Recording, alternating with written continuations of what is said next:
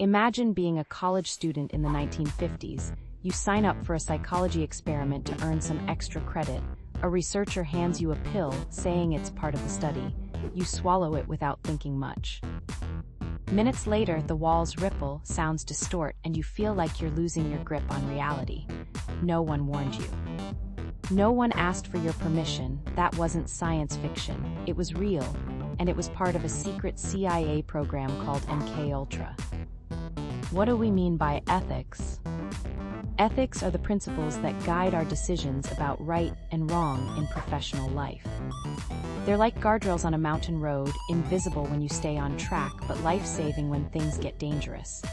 As a veteran, I can tell you that soldiers live by codes too: loyalty, duty, honor, and respect. Those values aren't just words, they're survival. They shape decisions when pressure is high and lives are at stake. In war, we even have international rules, the Geneva Conventions, to protect human dignity. Every profession has its own code of ethics. For psychology, it's the APA ethical principles. Respect for people's rights and dignity, honoring autonomy, privacy, and cultural values. Beneficence and non-maleficence, doing good and avoiding harm. Justice, fairness in access and treatment. Fidelity and responsibility, building trust and owning our obligations. Integrity, being honest and transparent. Other fields echo these same values. Counselors follow the ACA code, which emphasizes protecting clients from exploitation. Social workers follow the NASW code, grounded in justice and respect for worth of every person. Early childhood educators rely on NAEYC standards, which stress children's rights and safety. Biologists and medical researchers use the Belmont Report, which highlights respect, beneficence, and justice, enforced through institutional review boards, IRBs. Sports management draws from codes emphasizing fairness, athlete safety, and integrity in competition. Different words, same bottom line: people come first. When ethics were ignored. MKUltra. From 1953 to 1973, the CIA secretly funded MKUltra, a program designed to explore mind control. Convinced the Soviets and Chinese had mastered brainwashing, US leaders wanted to catch up. Researchers dosed people with LSD, hypnotized them, isolated them in sensory deprivation chambers, and subjected them to repeated electroshock. Psychiatric patients were drugged without consent. Prisoners were used as guinea pigs. College students were offered payment but not told the risks. Even hospital patients recovering from illness were experimented on. One of the most infamous figures was Dr. Ewan Cameron in Montreal. He believed he could reprogram people's minds. Patients like Linda MacDonald, who checked in for postpartum depression, were subjected to weeks of drug-induced comas, endless recorded messages, and shock treatments. When she emerged, she didn't recognize her family and had lost basic life skills.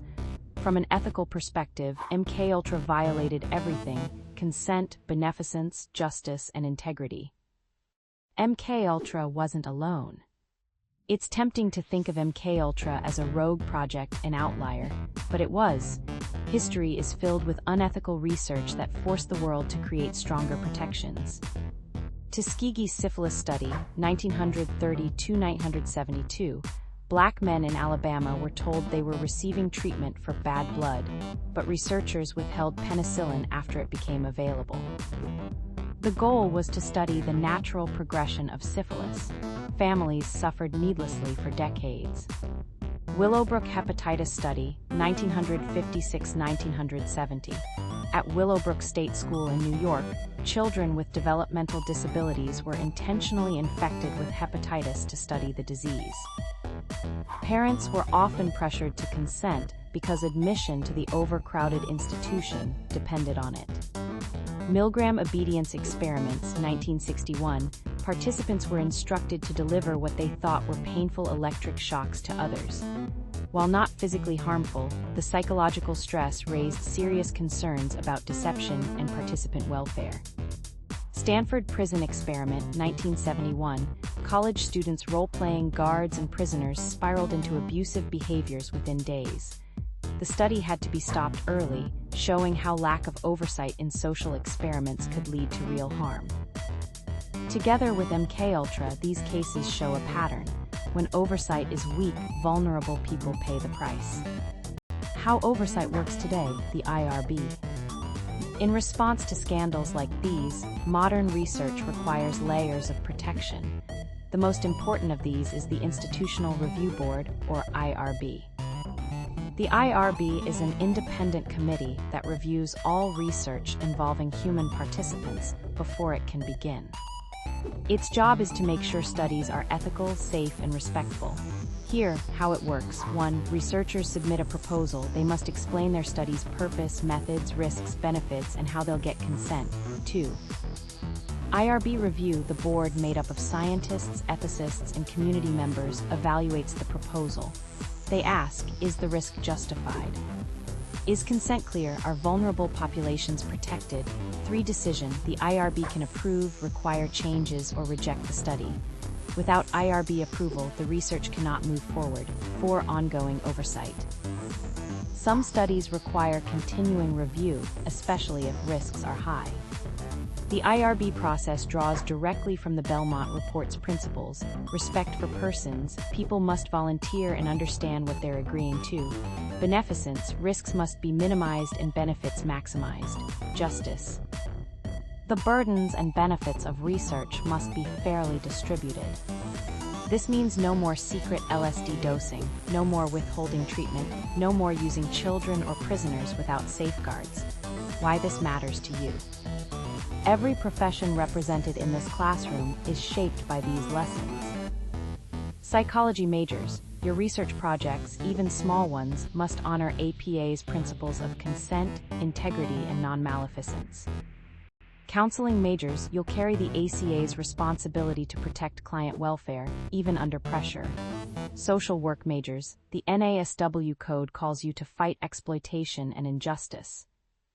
Tuskegee is a direct example of injustice at the systemic level. Child studies majors, NAEYC standards remind you that children cannot fully protect themselves, so professionals must. Willowbrook showed what happens when children aren't protected. Biology majors. You'll submit to IRBs for lab research involving humans. Belmont principles will guide you.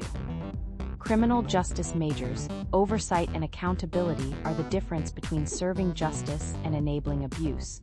MKUltra shows what happens when agencies operate in the shadows. Sports management majors, your ethical challenges may look different: doping, unsafe training, exploitation of athletes, but the core values of fairness, integrity, and safety are just as critical. Closing reflection. Every time you sign a consent form, every time a professor talks about IRBs, every time a study goes through ethical review, you're seeing the legacy of MKUltra, Tuskegee, Willowbrook, Milgram, and Stanford. The lesson is simple: ethics are not optional. When institutions place the greater good above individual dignity, people get hurt. Ethics codes, IRBs, and oversight structures are there to protect human beings from being reduced to test subjects. As future professionals in psychology, counseling, social work, justice, biology, child studies, or sports management, your code of ethics is your compass. It's not just paperwork, it's your commitment to put human dignity first. MKUltra and its peers remind us that progress, power, or security can never come at the cost of people's rights. Ethics protect not only the vulnerable but also the integrity of your profession, and ultimately, your own humanity.